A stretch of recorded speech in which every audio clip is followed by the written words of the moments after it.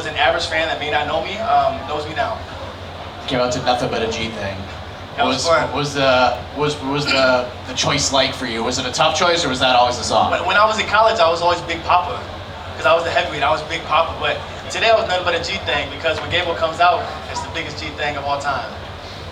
What happened with the low blow situation was kind of strange, because on the replay it didn't look like it was low, but Mark Goddard kept saying he heard it, and that's why he stopped it, and even defended when the replay official was like, no, it wasn't there. So how did you handle that situation? How were you able to stay calm? You know, all kudos to Alicia Ellison. But I think Alicia wanted a break, and Mark saw that and was like, hey, can I give Alicia a break before he gets whooped by Gable Steveson? And sadly, it happened to him. He got his break. He got time to recuperate. But it just had to happen to him, and today wasn't his day. I wanted to ask you about fellow wrestler turned UFC fighter, Bo Nickel. He had a lot to say about you and your wrestling and all that. And then he wished you luck afterwards, but at first it was like, hey, I'm being able to wrestle. I have the game plan. All I gotta do is just gas him out like these other opponents. I wanted to get your reaction to what Bo Nickel had to say on Man, I like Bo Nickel. I didn't mean no harm. Bo Nickel telling me that he's gonna gas me out after he got gassed out a couple fights ago is a crazy thing. So Bo Nickel, I didn't mean no harm. I gotta take a shot back at you if you take a shot at me. But we're friends. You know, wrestlers always gotta stay together. You know, Bo Nickel is one of the best collegiate wrestlers of all time, and I hope he keeps winning, and I hope he keeps doing his thing, and I'll always be a fan of his just because wrestling. And last thing for me, you're obviously putting an influx of energy into this division right now. You're one of the big prospects.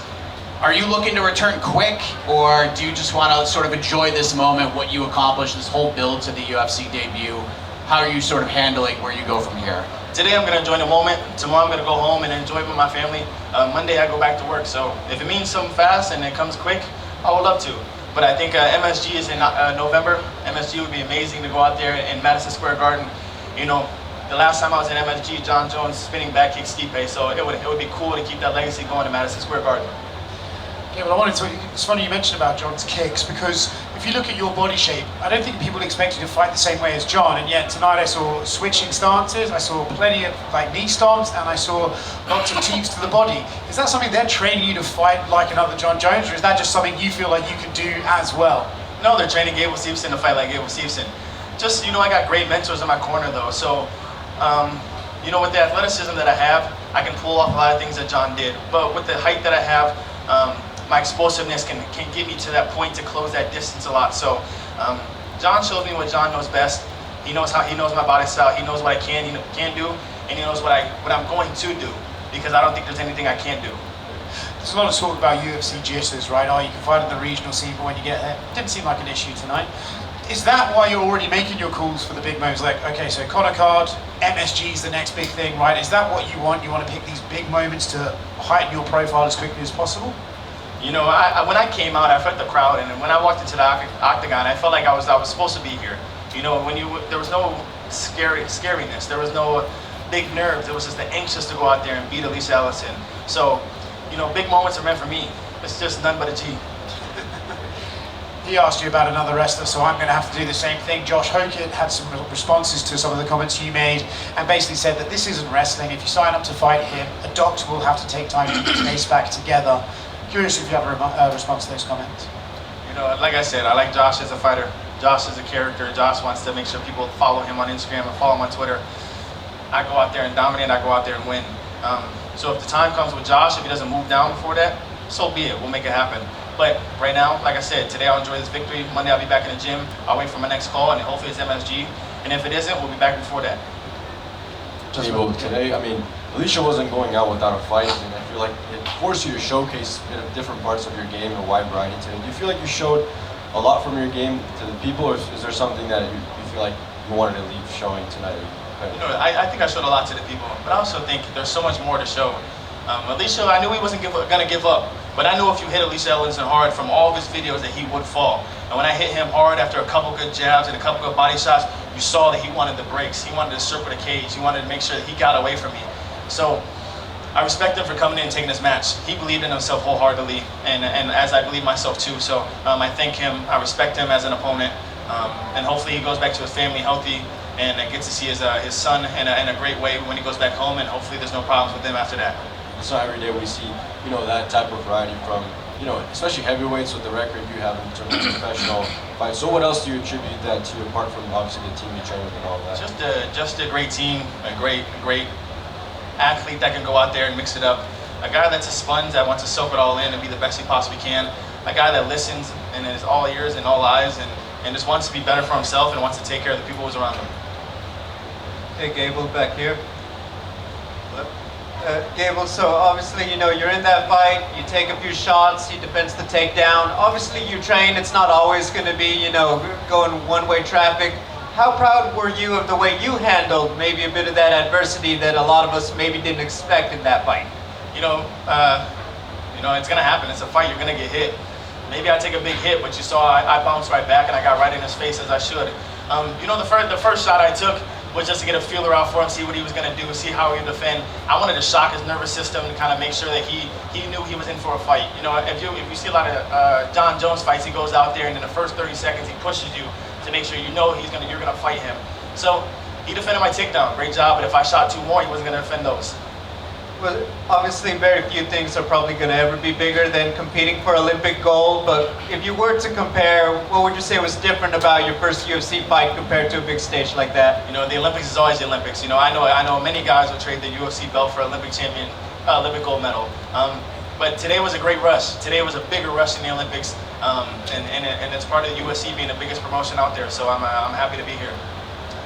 Obviously, there was a lot of attention, but did it even surprise you? I mean, they have the Gable Steveson shirt already on sale at the UFC store, things like that. You knew that there was going to be a lot of attention, but were you even surprised just, hey, like, they're already making showing you that they're invested?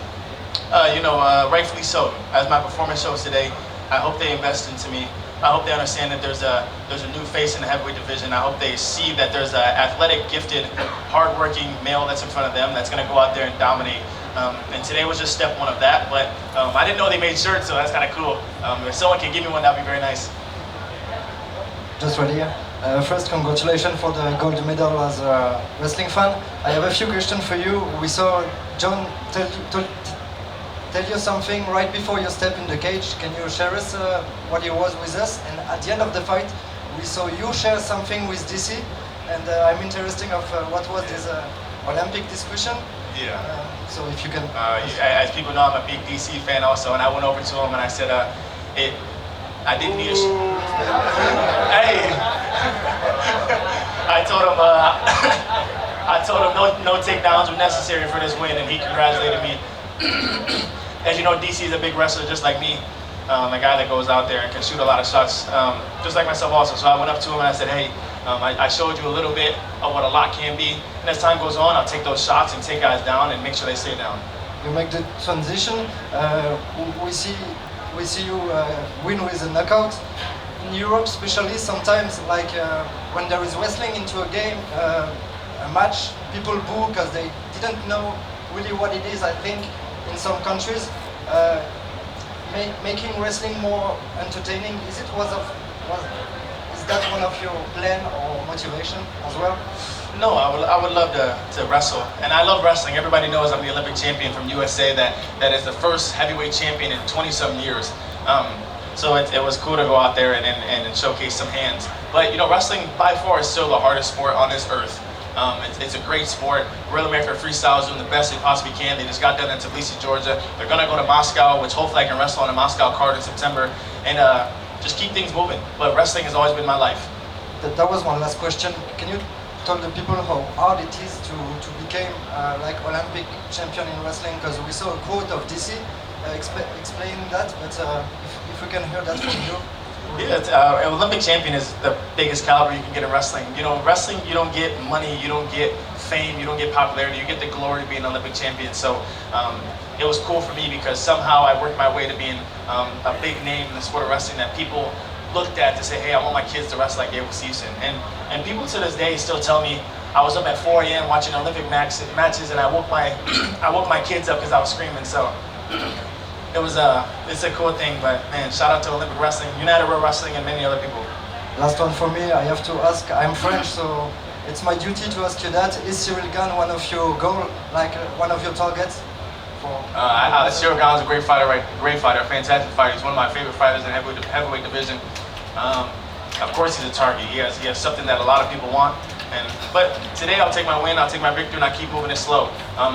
Cyril Gane is not he is in the foreseeable future, but he's not in the next fight. And I'll worry about the next fight, and then after that I'll worry about the next one. Thank you very much. Gable, I know you've been doing a lot of media since the fight. I'm sure you've had a chance to talk to John a little bit. What's that discussion been like? Again, you were a big favorite going in tonight. You went and got the first round win. I imagine John's going to be happy with that. I haven't even been able to talk to John because I've been talking to y'all all day. Damn. So, but when we get done with this, I'm going to talk to John. But I'm sure he's going to have some wise words. But he's smart. He's intelligent. He's going to have words of how we can get better. And that's why he's in my corner. Yeah, and it's not just performing in the cage, it's also the promotional side of things to get, attention and fights and all that. What do you make of Josh Hogan's whole shtick? I know you've been asked about him, but I don't know if you've actually been asked about how he goes about promoting himself. Are you a fan of it? He does a great job. Good for him. Okay. Do you feel that pressure though to promote as well, not just perform in the cage, but also hype up fights and all that? Is it something on your mind, especially coming from WWE? No, when I walked in, I was Gable Steveson. They knew who I was. Yeah, fair enough. And just last one for me, we saw the speed in the cage tonight. How would you say your speed compares to some of the top heavyweights? Because you look pretty fast up there. A lot of guys are fast. A lot of guys are technical. I'm a fast, athletic male that can go out there and get into certain spots that a lot of other heavyweights can, especially the taller ones. So I think my fare is going to be really great. Congrats on the win. Thank you. Gable back here. You and Bo Nickel are obviously amazing wrestlers that have earned their platforms in the UFC. Do you have any names of wrestlers that could be next that the UFC is going to push in the future? Man, I would love David Carr to wrestle. I would love Aaron Brooks to wrestle. Bo Bassett. Maybe Carter Starachi. Maybe a few other guys that come over here. Maybe Kyle Schneider. Abdul Rasheed Alive. There's so many great wrestlers out there that a lot of people do not know. But I think they're starting to know because Real American Freestyle. So hopefully the names get out there. Hopefully they make the change. And hopefully they like it. Awesome. And one more from me. Obviously, you've had a lot of celebrity duties. You got to throw out the first pitch at the Texas Rangers game, I believe. You were there. What's been your coolest experience so far, that the UFC has brought to you? I think the coolest experience UFC has brought to me is, just being myself and being alive. A lot of people take that for granted. A lot of people take getting food on our plate for granted. Having nice shoes, having nice clothes. I have a very nice watch on now, but it doesn't mean nothing.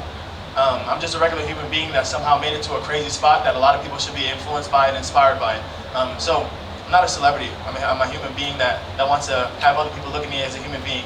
But for 15 minutes, I'll be a Showtime, I'll be a star. But other than that, I'm just a regular guy on the street.